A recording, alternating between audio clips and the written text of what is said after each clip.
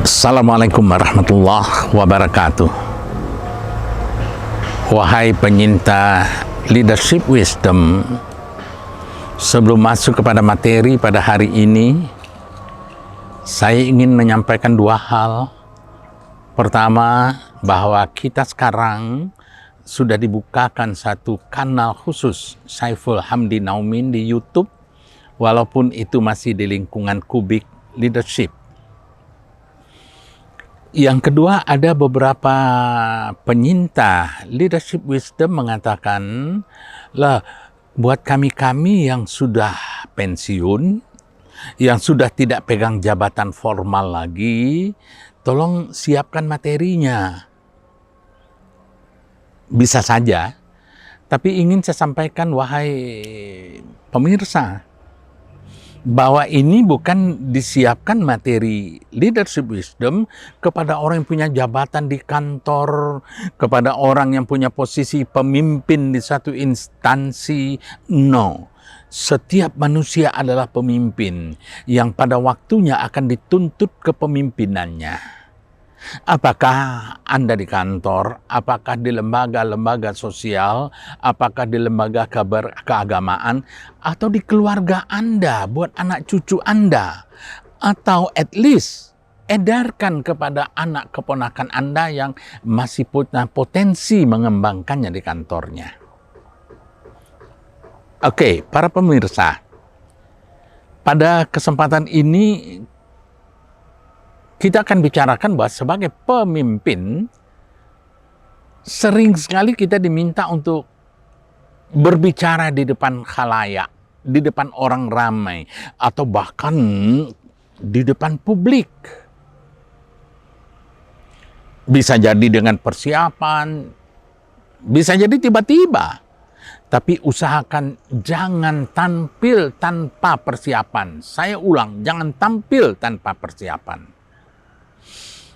Kalau Anda secara darurat tiba-tiba harus ngomong tanpa harus persiapan, lah sejelek-jeleknya mulai Anda diberitahu sampai Anda naik ke atas tempat pembicaraan, apakah podium atau pentas, buatlah catatan kecil di kertas Anda atau di telapak tangan Anda apa yang Anda sampaikan.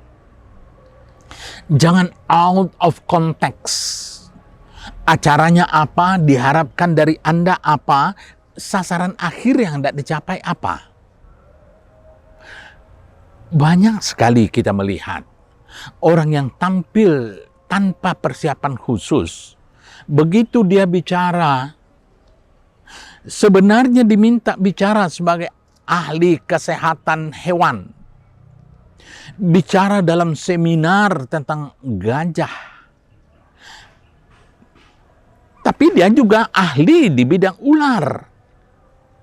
Begitu dia tampil karena tanpa ada persiapan khusus, padahal pesertanya itu adalah dokter-dokter hewan yang ahli kehewanan.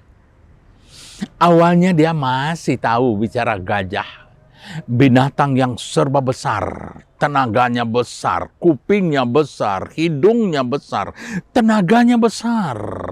Bencana alam yang diakibatkan oleh gelondongan-gelondongan kayu yang besar bisa dia angkat dengan tenaganya yang besar. Sampai di situ masih masuk. Tapi dia lupa. Gajah yang sebenarnya semuanya serba besar, badannya besar, tenaganya besar, tapi di pangtatnya itu ada ekor yang kecil. Ekornya gajah itu mirip ular.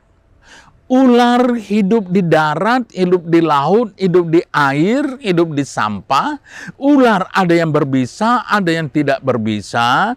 Kalau ular itu berbisa, Anda digigitnya harus ke rumah sakit mengobatinya. Apalagi kalau hebatnya, di India, ular bisa dipermainkan dengan seruling dan dia menari-nari.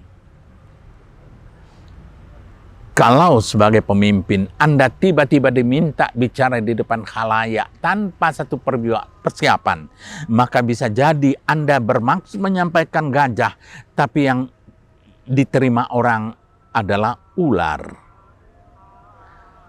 Begitu dulu saudaraku, setetes jari kalah laut sekepal, jadikanlah gunung alam terkembang jadi guru. Salam sukses mulia. Assalamualaikum warahmatullahi wabarakatuh.